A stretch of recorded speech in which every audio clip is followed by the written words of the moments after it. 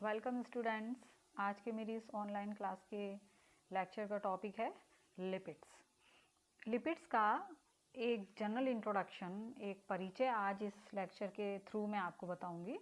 इसके अलावा जो आगे के इसके जो पार्ट हैं, लिपिड टाइप्स ऑफ लिपिड्स या लिपिड का मेटाबॉलिज्म, वो हम अगले लेक्चर में लेंगे। तो लिपिड का जो शब्द है, लिपिड जो वर्ड है, उसकी जो उत्पत्ति है वो लिपोस वर्ड से हुई है। लिपोस जो है वो एक ग्रीक भाषा का शब्द है जिसका शाब्दिक अर्थ होता है लिपिड। तो लिपिड वर्ड लिपोस वर्ड से आया है और इसको यूज़ किया था सबसे पहले ब्लूर ने 1943 में। तो ये जर्मन बायोकेमिस्ट थे और इन्होंने लिपिड के लिए जो लिपोस जो ग्रीक भाषा में बोलते थे उसको लिपिड शब्द कहा था। इसको हम लिपिन्स या लिपॉइड्स भी कहते हैं। तो जीवित कोशिकाओं में वसा और वसा के जैसे जितने भी पदार्थ उपस्थित होते हैं उन्हें लिपिड कहा जाता है। Fat and fat like substances are called lipid. ठीक है, जीवित कोशिका में ये फैट और fat like substances are called lipid. तो कार्बोहाइड्रेट्स की तरह ही वसा में भी हाइड्रोजन, कार्बन और ऑक्सीजन तत्व पाए जाते हैं, यानी इनसे ये मिलकर बनता है। लेकिन कार्बोहाइड्रेटों की के विपरीत इनमें जो ऑक्सीजन की मात्रा जो होती है वो उनसे कम पाई जाती है। सामान्य ताप पर अगर लिपिड की बात करें तो वो एक तरल या ऑयल फॉर्म के अंदर पाए जाते हैं। ठीक है, रूम टेम्परेचर पर अगर हम कोई वसा है और उसको हम फिर ऑयल कहेंगे, क्योंकि वो लिक्विड फॉर्म में अगर मौजूद है तो हम उसे ऑयल कहते हैं। ठीक है, लिपिड जो होते हैं वो जो फैट हैं, जो ऑयल हैं, जो वैक्स है, जो फॉस्फोलिपिड हैं, ये सब मिलकर एक लिपिड समूह का निर्माण करते हैं, जिसको आगे मैं आपको अभी इसके वर्गीकरण में बताऊंगी। तो न्यूक्लिक एसिड, प्रोटीन्स और कार्बोहाइड्रेट, ये जो तीन मेन जैविक यौगिक हैं, बायोलॉजिकल कंपाउंड्स हैं, उनके बाद चौथा जो मुख्य बायोलॉजिकल कंपाउंड है वो लिपिड होता है। ठीक है, कोशिका में सेल मेम्ब्रेन जो होती है उसमें लिपिड एक मुख्य घटक के रूप में पाया जाता है। सामान्यतः लिपिड जो होते हैं वो हिट्रोजिनस समूह हैं। ये हाईली इनसॉल्युबल होते हैं इन वाटर, वाटर के अंदर घुलनशील होते हैं और सॉल्युबल होते हैं किसमें, ऑर्गेनिक सॉल्वेंट में। जो कार्बनिक विलायक होते हैं उनमें ये सॉल्युबल होते हैं, जैसे कि ईथर है, बेंजीन है और क्लोरोफॉर्म है। तो इनमें ये घुलनशील है।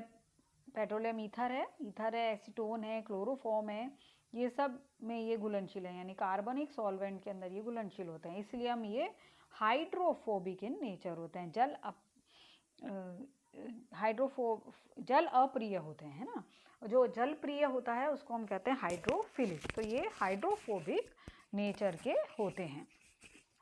इनका जो हाइड्रोलाइसिस होता है, जब इनका जल अपघटन होता है, उसके फलस्वरूप फैटी एसिड प्राप्त होते हैं, यानी कि ये फैटी एसिड और ग्लिसरॉल से मिलकर बनने वाले पदार्थ हैं। तो जो भोजन में जो उपस्थित होता है लिपिड, वो हमारे शरीर को एनर्जी या ऊर्जा देने का काम करता है और वसा घुलनशील विटामिन प्रदान करते हैं। ठीक है, घुलनशील होते हैं तो विटामिन हमको प्रदान करते हैं। त्वचा में उपस्थित जो लिपिड होता है वो शरीर को एक इंसुलेशन लेयर की तरह काम कराता है ना।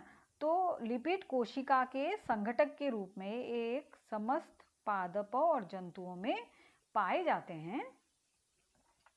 पादपों में रिजर्व फूड या स्टोर्ड फूड के रूप में ये वसा जो होते हैं वो वसा बीज या फल या सूखे मेवों में ये मिलते हैं। जंतुओं में ये एडिपोज उत्तक जो वसीय उत्तक होते हैं उनमें, बोन मैरो अस्थि मज्जा में मिलते हैं, तंत्रिका उत्तक नर्वस टिश्यूज में पाए जाते हैं। इसके अलावा लिपिड कोशिका और कोशिकाओं की झिल्ली में भी महत्वपूर्ण घटक होते हैं। ठीक है, अभी मैंने कहा कि लिपिड जो होते हैं वो कार्बन, हाइड्रोजन और ऑक्सीजन से मिलकर बनते हैं। तो यहाँ पर जो लिपिड होते हैं वो कार्बोहाइड्रेट की तुलना में मोर रिड्यूस फॉर्म ऑफ कार्बन इनमें पाई जाती है। तो जब इनके 1 ग्राम फैट का कंप्लीट ऑक्सीडेशन होता है तो ये ज़्यादा एटीपी प्रोड्यूस करते हैं 1 ग्राम कार्बोहाइड्रेट की तुलना में। यानी कि कार्बोहाइड्रेट की तुलना में लिपिड्स के द्वारा कितना कंपैरिजन हो रहा है, 1 ग्राम। 1 ग्राम कार्बोहाइड्रेट है और 1 ग्राम लिपिड है, तो हमें लगभग 2.5 से 3 गुना ज़्यादा एनर्जी लिपिड से प्राप्त होती है जब उसका कंप्लीट ऑक्सीडेशन होता है। केमिकल स्ट्रक्चर की अगर बात करें तो लिपिड जो होते हैं वो रासायनिक रूप से ग्लिसरॉल और फैटी एसिड के एस्टर होते हैं। ठीक है, ग्लिसरॉल व वसीय अम्लों के एस्टर होते हैं, या ट्राइग्लिसराइड्स कहते हैं हम इन्हें, फैटी एसिड्स के ट्राइग्लिसराइड्स कहते हैं। यानी fats are the esters of glycerol and fatty acid और as the triglycerides of fatty acid. ठीक है, तो ये इनका केमिकली इनकी एक परिभाषा है कि हम केमिकली फैट को इस तरह से बोलते हैं। तो ये 1 नंबर का क्वेश्चन यहाँ पर बनता है। एस्टर्स हैं, किसके एस्टर्स हैं? ग्लिसरॉल और फैटी एसिड के। और या हम किसके ट्राइग्लिसराइड हैं? फैटी एसिड्स के ट्राइग्लिसराइड्स हैं। अब यहाँ पर हम इसकी संरचना देख लेते हैं। 1 ग्लिसरॉल और 3 फैटी एसिड के अणु। ठीक है, जब वाटर इनमें से निकलता है, 3 अणु के वाटर निकल जाते हैं, तो फैट या ऑयल यानी ट्राइग्लिसराइड का निर्माण होता है। ठीक है, तो 1 अणु ग्लिसरॉल, 3 अणु फैटी एसिड, 1 मॉलिक्यूल फैट का निर्माण करते हैं, यानी हम इसे ट्राइग्लिसराइड कहते हैं। फैटी एसिड के 3 मॉलिक्यूल, 1 ग्लिसरॉल के मॉलिक्यूल। तो जब ट्राइग्लिसराइड को निर्मित करने वाले तीनों वसीय अम्ल, 3 फैट है, ये 1, ये 2 और ये 3 फैटी एसिड जो होते हैं वो एक जैसे होते हैं, एक ही है, समरूप हैं, तो हम उसे कहते हैं सिंपल ट्राइग्लिसराइड। ओके, और अगर ये फैटी एसिड अलग अलग हैं, यानी 2 फैटी एसिड एक जैसे हैं और तीसरा अलग है ना, तीसरा उसके जैसा नहीं है, तो ऐसे प्रकार के जो ट्राइग्लिसराइड्स होते हैं उनको हम कहते हैं मिक्स्ड ट्राइग्लिसराइड्स। ठीक है, यानी जब ये इकाइयां समरूप नहीं होती हैं, यानी तीनों जो अणु हैं तीनों एक ही प्रकार के फैटी एसिड नहीं हैं, तो हम उसे कहेंगे मिक्स्ड ट्राइग्लिसराइड। ठीक है, जैसे palmitic acid, for example palmitic acid जो है वो एक फैटी एसिड है और इसके 3 अणु, 3 मॉलिक्यूल्स अगर इसके ट्राइग्लिसराइड बनाने में भाग ले रहे हैं, तो जो फैट बनेगा वो ट्राइपामिटीन जब बनेगा तो वो सिंपल ट्राइग्लिसराइड होगा। ठीक है, लेकिन अब 2 मॉलिक्यूल जो हो गए वो पामिटिक एसिड के हो गए, एक कैप्रिक एसिड का हो गया, तो ये 2 तरह के फैटी एसिड हो गए, तो इस तरह का फिर कहलाएगा मिक्स्ड ग्लिसराइड। ये याद रखिएगा। ठीक है, तो किससे मिलकर बनते हैं? ग्लिसरॉल और फैटी एसिड। तो ग्लिसरॉल जो होता है वो एक प्रकार का अल्कोहल होता है ना, तो यानी कि अल्कोहल और फैटी एसिड से मिलकर फैट्स का निर्माण होता है। तो अब अल्कोहल कितने प्रकार के होते हैं? अल्कोहल सैचुरेटेड और अनसैचुरेटेड होता है। ठीक है, glycerol, cholesterol and higher alcohol such as cetyl alcohol and myricyl alcohol, इसका ये एग्जाम्पल है। ठीक है, तो वसीय अणुओं में प्राय ग्लिसरॉल, कोलेस्ट्रॉल और कुछ अन्य जो हायर उच्च अल्कोहल हैं जैसे कि सिटाइल अल्कोहल व मिरासिल अल्कोहल, ये मिलते हैं। ये इनके प्रकार हैं। तो वसा में पाए जाने वाले असंतृप्त अल्कोहल जिनमें वर्णक शामिल होते हैं, ये तो हम सैचुरेटेड की बात कर रहे हैं, और जो अल्कोहल अनसैचुरेटेड जो वसा में मिलते हैं वो होते हैं पिगमेंट्स। कौन से पिगमेंट्स? लाइक फाइटोल और लाइकोफिल। फाइटोल क्या है? Phytol is a constituent of chlorophyll, यह एक क्लोरोफिल का भाग है। ये क्लोरोफिल की संरचना जब मैंने बताई थी वो पूरा वीडियो मैंने बनाया हुआ है इस लेक्चर का, फाइटोल टेल पूरी जो उसकी होती है, तो ये पाया जाता है क्लोरोफिल में।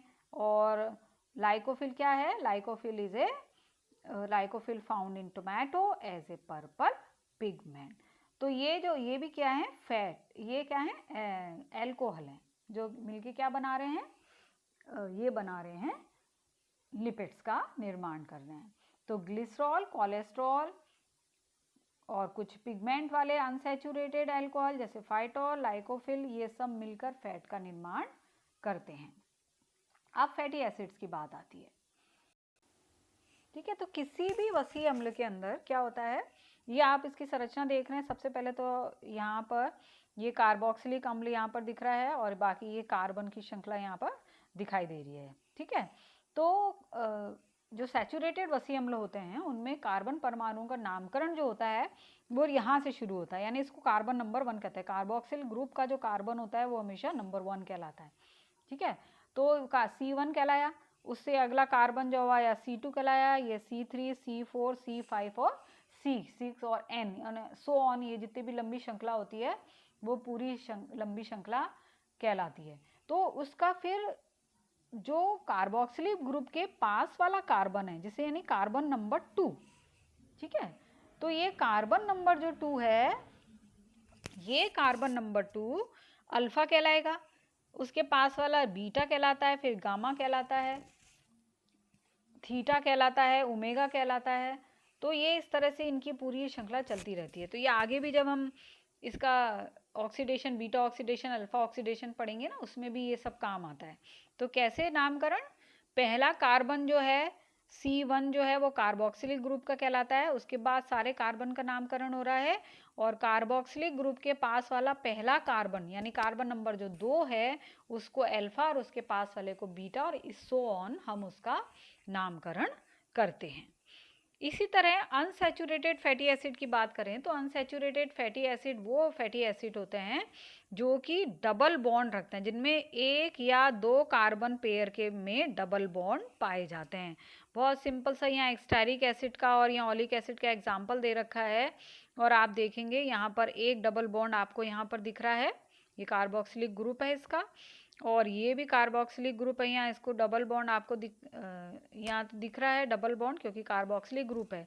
लेकिन हमको क्या देखना है, हमको जो मेन देखना है वो है इसमें पाया जाने वाला इस तरह का डबल बॉन्ड। तो यहाँ पर अनसैचुरेटेड फैटी एसिड वो फैटी एसिड होते हैं जिनमें कि डबल बॉन्ड पाया जाता है। ठीक है, तो यहाँ पर असंतृप्त फैटी एसिड जो होते हैं वो सामान्य तापक्रम पर ऑयल के रूप में मौजूद होते हैं। इनका जो कैरेक्टरिस्टिक होता है कि ये वायु के संपर्क में आने पर शुष्क हो जाते हैं और ठोस पदार्थों में रूपांतरित हो जाते हैं और सामान्य तापक्रम पर ये तेल के रूप में उपस्थित होते हैं। ठीक है, तो मोम जो है वो इसका एक बहुत अच्छा उदाहरण होता है। ठीक है, इसके अलावा अनसैचुरेटेड फैटी एसिड्स के द्वारा जो संश्लेषित वसाओं में सूरजमुखी अलसी के तेल का उदाहरण भी आता है, क्योंकि इस प्रकार के जो तेल होते हैं वो वायु के संपर्क में आने पर ठोस जो रूप होता है उसको वो ग्रहण कर लेते हैं। फिर उनका उपयोग जो होता है वो हम पॉलिशिंग के अंदर, वार्निशिंग में और जितनी भी इंडस्ट्री हैं, खासकर इंडस्ट्रीज़ हैं वगैरह में उनको यूज़ होता है। ओलिक एसिड इसका बहुत अच्छा एग्जाम्पल है। इसके बाद लिनोइक एसिड है। तो असंतृप्त फैटी एसिड जो होते हैं वो एक्चुअली इंडस्ट्रियल सिग्निफिकेंस ज़्यादा रखते हैं, इंडस्ट्री में इनका ज़्यादा यूज़ होता है।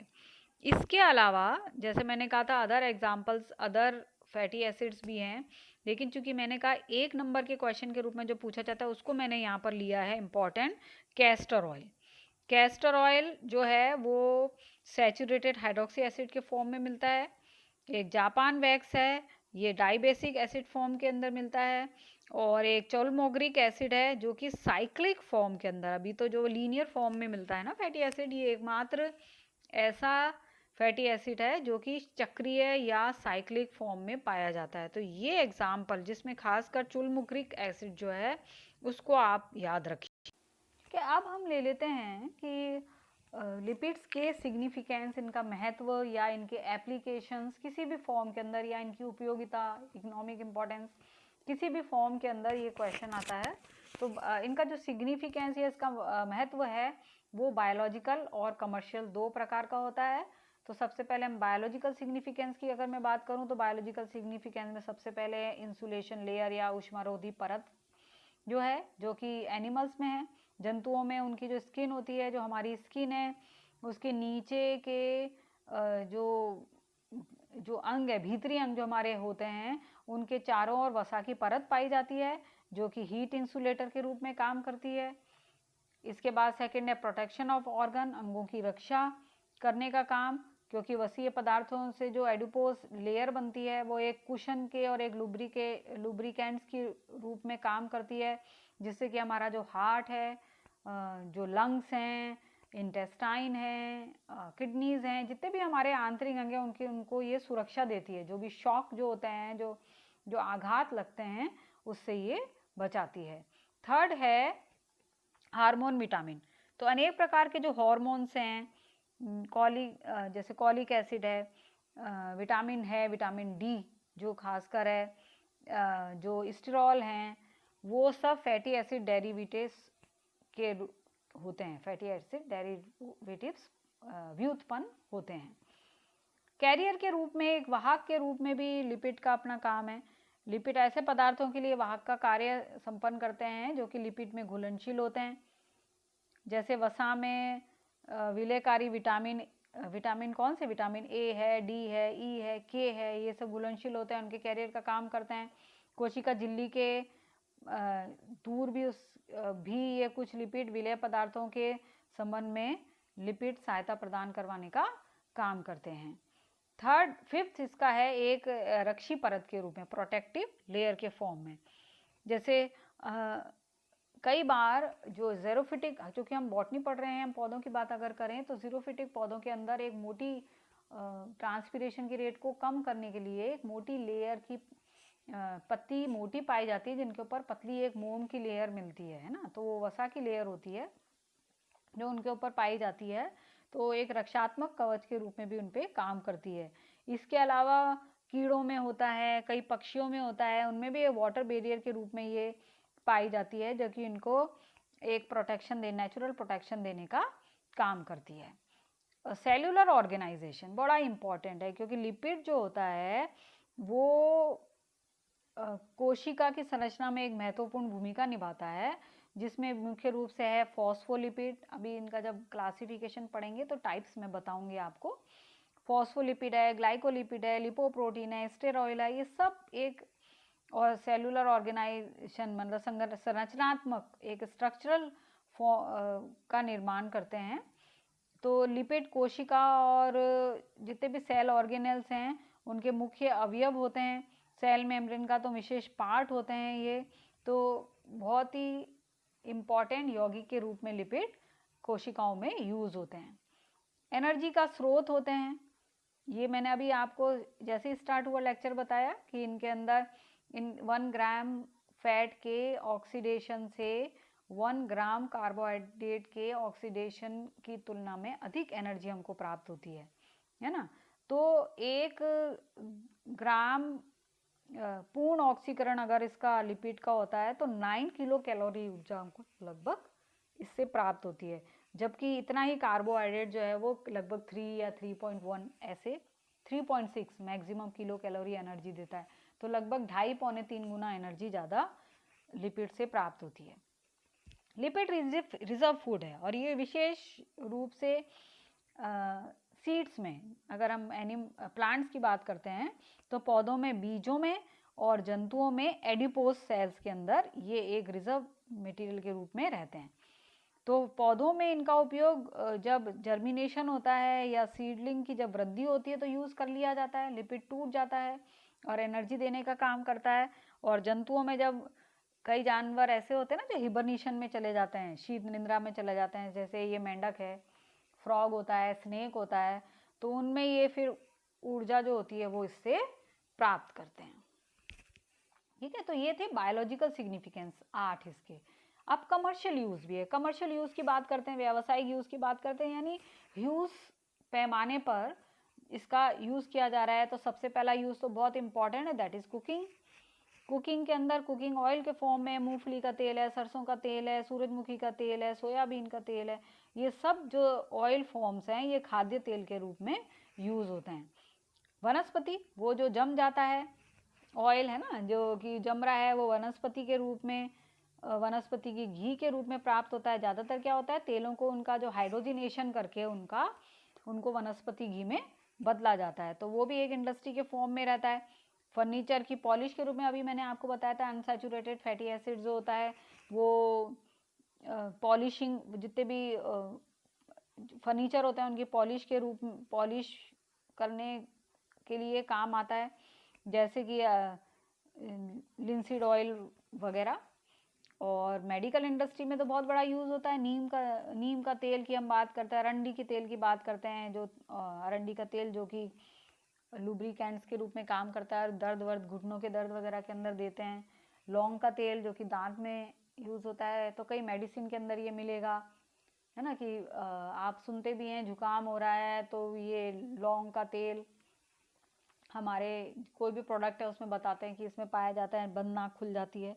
तो मेडिसिनल इंडस्ट्रीज़ के अंदर भी कमर्शियल फॉर्म के अंदर लिपिड का अपना एक महत्वपूर्ण योगदान है, एक बहुत एप्लीकेशन है, लिपिड बहुत महत्वपूर्ण होता है। तो ये एक शॉर्ट क्वेश्चन के फॉर्म में सिग्निफिकेंस लिपिड का पूछा जाता है।